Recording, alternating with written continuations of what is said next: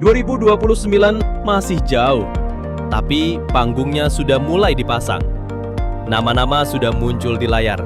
Poster-poster mulai disebar diam-diam. Media sosial sudah mulai jadi ajang pencitraan massal. Pertanyaannya sekarang, siapa sebenarnya yang disiapkan? Apakah kita benar-benar memilih atau hanya ikut arus pencitraan?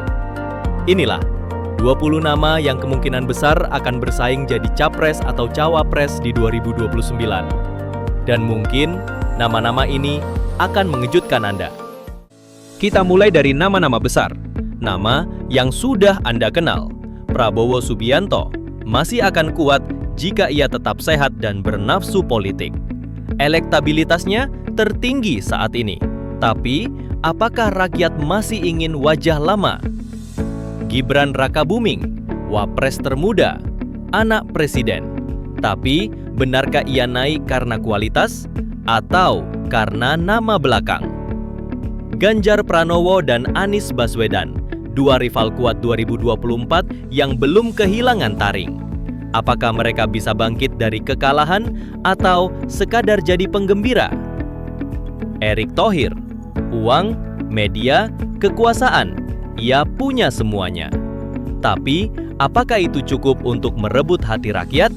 Masuk ke kuda hitam, Ridwan Kamil, populer, teknokrat, komunikatif.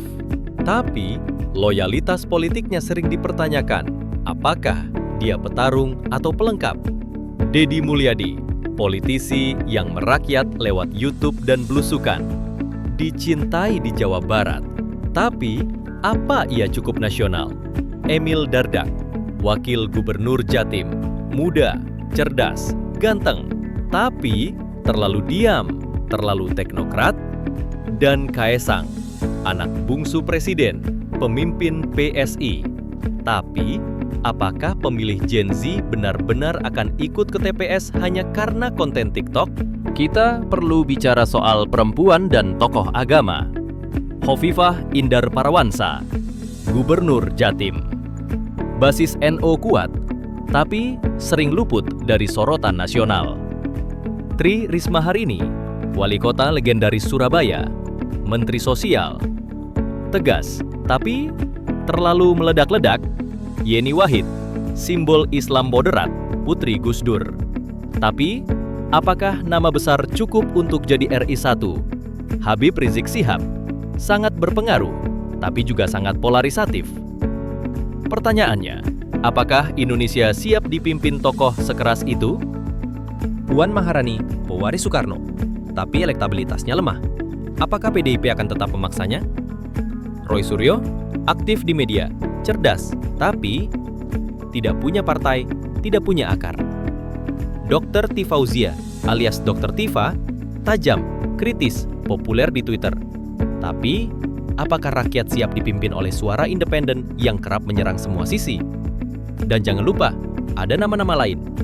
Andi Sudirman dari Sulsel, Raja Juli Antoni dari PSI, bahkan Titi Soeharto dari keluarga Cendana. Apa yang sebenarnya dipertarungkan? 2029 bukan cuma tentang siapa yang jadi capres, tapi tentang arah bangsa ini. Apakah kita akan terus memilih berdasarkan pencitraan atau mulai menuntut kualitas? Apakah yang menang adalah yang punya uang dan jaringan atau yang benar-benar paham bagaimana menata negara? Rakyat harus mulai paham bahwa pemimpin tidak lahir dari TikTok, tapi dari sejarah panjang kerja dan dedikasi. Dari 20 nama ini, siapa yang akan bertahan? Siapa yang layak? Siapa hanya pencitraan? 2029 memang masih jauh, tapi kita tak bisa lagi jadi penonton.